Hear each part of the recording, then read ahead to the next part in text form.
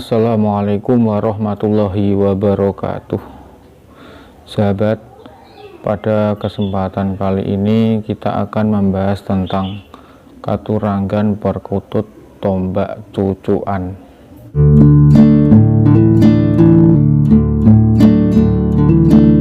Bismillahirrahmanirrahim. Katuranggan perkutut tombak cucukan.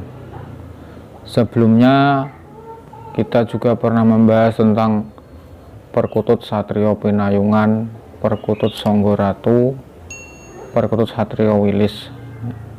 Kali ini kita akan membahas tentang perkutut tombak cucukan.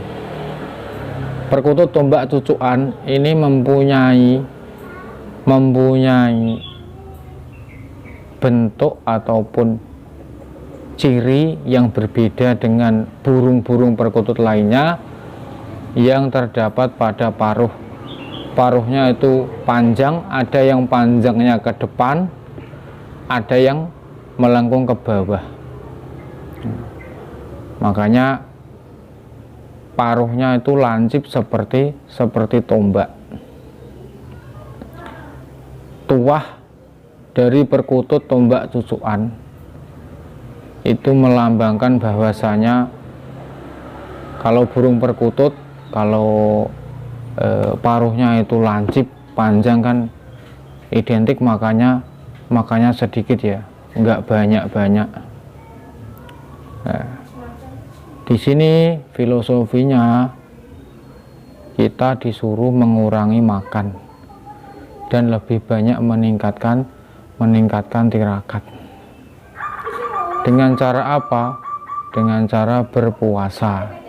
Kalau makannya sedikit atau mengurangi makan kan itu terjadi ketika kita puasa. Jadi lebih banyak untuk bertirakat, menahan lapar. Makannya juga sedikit, seperti itu. Katuranggan perkutut tombak cucukan ini juga mempunyai manfaat, di antaranya meningkatkan kewibawaan. Kalau orang itu makannya sedikit atau sering puasa, sering bisa menahan lapar, itu kan pastinya wibawa atau pamor dari orang tersebut itu terpancar ya. Jadi kewibawaan dari orang yang tirakatan atau orang yang sering berpuasa menahan lapar itu terpancar. Kemudian yang kedua, pandangan batin menjadi tajam seperti tombak. Kalau orang berpuasa menahan rasa lapar, banyak tirakat, itu juga mempertajam pandangan batin. Nah, kayak tombak kan tajam, lancip tajam, seperti itu. Kemudian yang ketiga, manfaatnya apa? Lisan atau perkataan itu menjadi lebih bijak, karena di samping berpuasa itu kan juga menahan rasa lapar, menahan rasa haus, dan juga menahan semua hawa nafsu yang ada, seperti ngomongin orang, gosipin orang, ataupun lain sebagainya. Jadi lisannya menjadi lebih bijak dalam berbicara, seperti peribahasa yang sering kita dengar ya, lidahmu harimaumu. Jadi manusia itu keselamatannya banyak tergantung di lidah. Bahkan Rhoma Irama pun juga pernah menciptakan lagu yang mana berkaitan dengan lidah. Bahkan lidah itu bisa menjadi tajam, yang mana tajamnya melebihi pedang. HP, gadget, ataupun dunia internet itu juga belum bisa mengalahkan lidah. Karena kalau peribahasanya orang Jawa, sak dawa-dawane ratan itu kena diukur, tapi nak sak dawa-dawane cangkem itu gak kena diukur.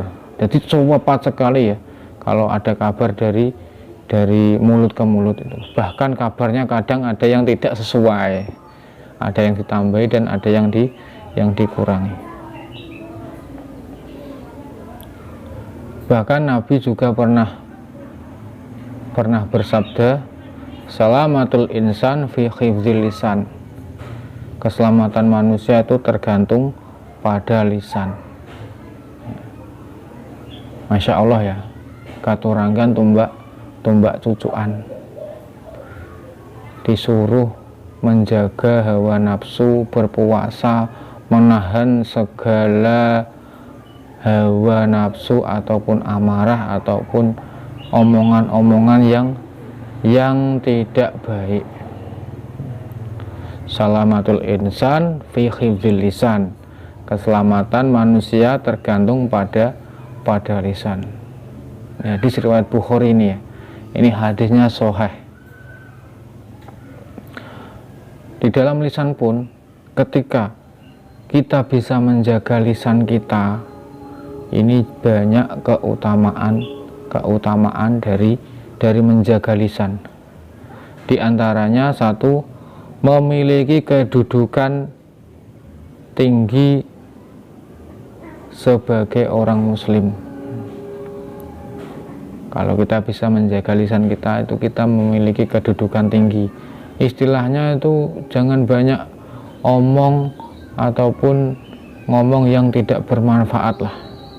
Kalaupun itu banyak ngomong tapi untuk belajar ataupun untuk menghafal itu lain cerita gitu. Yang kedua, dijanjikan surga.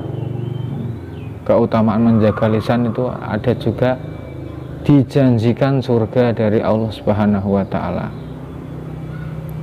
Kemudian yang ketiga, dijauhkan dari neraka jahanam. Keutamaan menjaga lisan. Tergantung kita bisa nggak menjaga lisan kita. Kalau kita mau dijauhkan dari neraka jahanam, kita wajib menjaga lisan kita.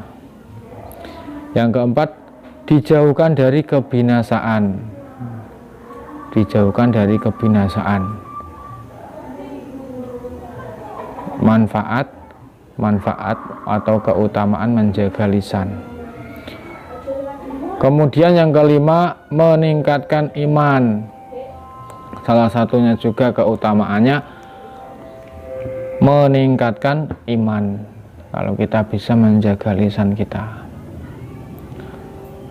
Kemudian yang keenam, amalan sedekah yang mendatangkan pahala. Soalnya ketika kita itu bisa menjaga lisan kita, itu termasuk amalan ya, yang mana amalan tersebut bisa mendatangkan pahala.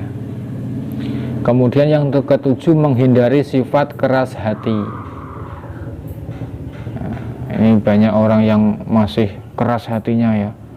Kalau dia bisa menjaga lisannya, insya Allah sifat hati sedikit demi sedikit akan berkurang. Kemudian yang kedelapan, menyelamatkan diri dari dosa. Ya jelas, soalnya itu menjaga lisan. Ada teman kita yang punya kejelekan kita omongkan, itu kan dosa ya. Kalau kita diam, menjaga lisan, menjaga rahasia orang, kan insya Allah kita selamat dari dosa. Kemudian yang kesembilan, diangkat derajatnya oleh Allah Subhanahu wa taala. Apa kita nggak mau diangkat derajatnya oleh Allah Subhanahu wa taala? Tentunya kan kita mau ya. Apa? Dengan cara menjaga lisan kita. Kemudian yang 10, memperoleh ridho dari Allah Subhanahu wa taala. Keutamaan menjaga lisan. Apa tadi hubungannya? Karena katuranggan perkutut tombak cucuan itu salah satunya mempunyai manfaat, lisannya menjadi lebih bijak.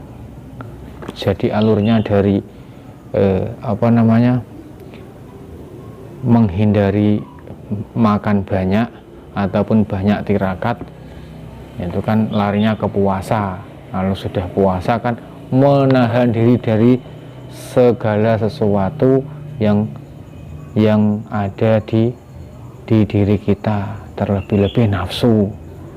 Bukan makan minum saja, cuma ada juga yaitu ngomongin orang, itu juga kan juga harus dijaga kan di dalam puasa kan, seperti itu.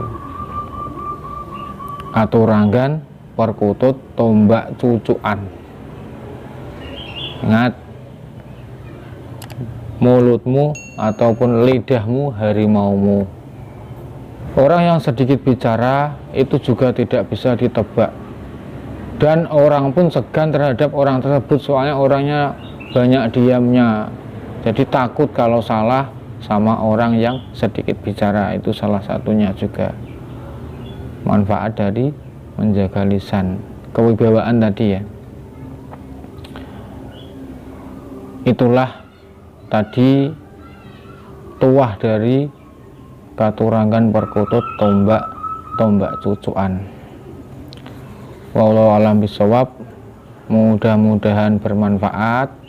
Jangan lupa subscribe, like, dan share ke teman-teman supaya teman-teman yang lain juga bisa ngaji bersama dengan kita. Akhirul kalam, wal afu minkum. Assalamualaikum warahmatullahi wabarakatuh.